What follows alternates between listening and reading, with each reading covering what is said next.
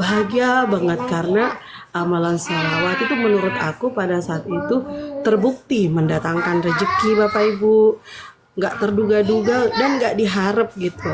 Nah setelah 2 hari berjalan bimbingan sampai selesai 5 malam, langsung kita diperbolehkan berjamaah sama Abah ikut sholawat 10 pulau SP. Salawat SP 10 pulau. Di situ rajin banget Bapak Ibu, nggak pernah ninggalin 10 pulau selama 2 minggu. 2 minggu awal ada peristiwa yang disitulah kayak menguji sholawat yang aku amalkan bersama Abah. Ada karena kebetulan masuk di MMP memang banyak bawa utang ya dan lumayan banyak. Kemudian di 2 minggu pertama itu langsung tagihan itu datang, angkanya 100 juta. Iya, setelah dengan tekanan 100 juta itu harus di hari itu, tapi nggak punya uang, tapi ya tetap ikhtiar cari solusi. Nah cuman solusi yang datang itu selalu solusi gali lubang tutup lubang. Ada lagi solusi untuk mendapatkan uang untuk bayar utang tapi lewat utang lagi. Tapi batin ini udah mulai, aduh enggak kenapa ya mau utang lagi, padahal udah ikut sholawatan. Sebelum ikut sholawatan memang ada batin itu kayaknya bergejolak itu, kenapa sih aku selalu bayar utang dengan cara membuka utang lagi. Nah saat bersama MMP 2 minggu itu berjalan, tagihan dan tekanan udah mulai nggak bisa ini hati berutang lagi.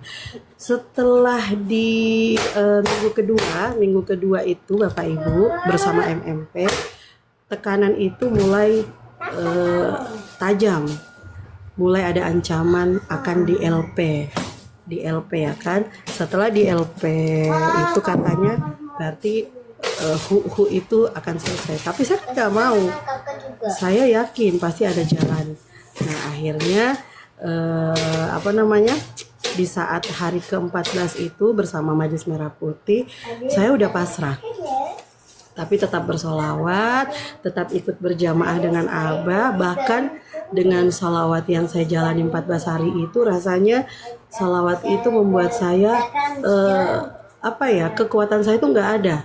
Hanya ingatnya Allah Subhanahu Wa Taala, ingatnya Rasulullah, karena Abah itu ajarkan ya kita selalu menyanjung Rasulullah setiap malam kan.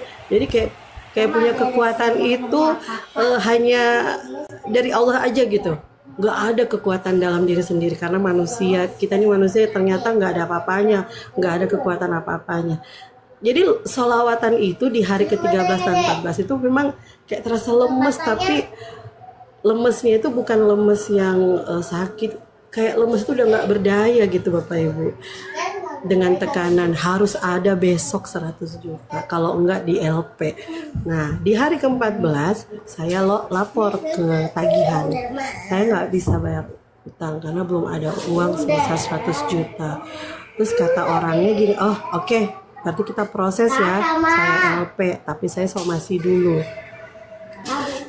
Saya bilang oke, silakan. Setelah disomasi, saya terima somasinya, saya ngomong sama Papi Kirana, ini keadaanmu kayak gini, gak apa-apa ya, maaf ya, pokoknya haru biru lah dengan keadaan saat itu. Setelah itu kayak berasa ya udah mau gimana lagi, udah terjadi, udah disomasi dan waktunya itu cuma 2 hari, 2 kali 24 jam batas mempersiapkan uang 100 juta. Tapi dalam pikiran itu, mau cari di mana 100 juta dalam waktu 2 hari? Mau cari di mana 100 juta dalam waktu 2 hari? Padahal somasi itu udah di depan mata, ancaman LP kan. Ya udah mau gimana lagi lah. Dulu kan kalau ada tekanan kayak gini panik, aduh kayak berasa dunia nggak adil, Tuhan nggak adil dulu ya sebelum bergabung di MMP. Pas dapat ilmu sholawat ini, terima keadaan tekanan seperti itu, kayaknya jiwanya itu kayak baru aja. Oh ya udah, mau gimana lagi? Saya yang penting sudah mengikuti cara yang Abah ajarkan untuk ikhlas jangan ada terpengaruh dengan tekanan, pokoknya sholawat aja. Nah di hari ke-15 lah, ya benar di hari ke-15 ternyata papinya Kirana ngobrol sama mertua, ternyata mau dibantu. Akhirnya di hari ke-15 itu alhamdulillah dapat solusi 50 juta dari mama mertua. Tanpa diduga-duga, karena aku memang orangnya itu nggak mau menyusahkan orang tua. Ibuku pun juga aku nggak mau susahin, apalagi kayak mertua begini. Dapat jalan dari mertua, dikasih uang 50 juta. Itu rasanya itu seperti dapat berlian dari langit. Rasanya itu seperti dapat berlian dari langit, Bapak Ibu. Ya Allah, kenapa bisa keluarga Papi Kirana yang turun tangan gitu loh Bapak Ibu.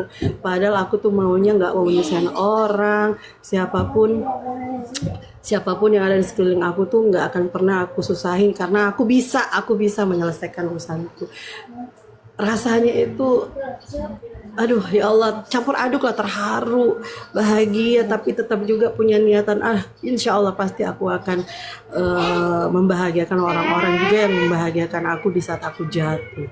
Dan saat itu pas udah pegang uang 50 juta langsung lapor lah ke penagih, ini ada uang nih 50 juta, baru punya 50 juta, kalau mau silakan ambil, kalau tidak mau karena harus 100 juta ya saya nggak punya lagi, cuman punya ini. Akhirnya beliau dengan rendah hati juga mau memaafkan dan menerima.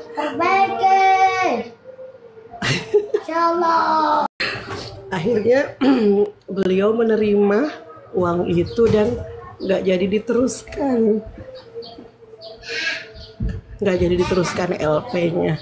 Itu seperti bener-bener kayak aku lagi di atas awan, lagi digandeng Rasulullah, pokoknya kayak berada di atas awan lah, kayak ya Allah, kayak aku dekat banget gitu sama Allah dan Rasulullah lewat perantara ilmu Abah.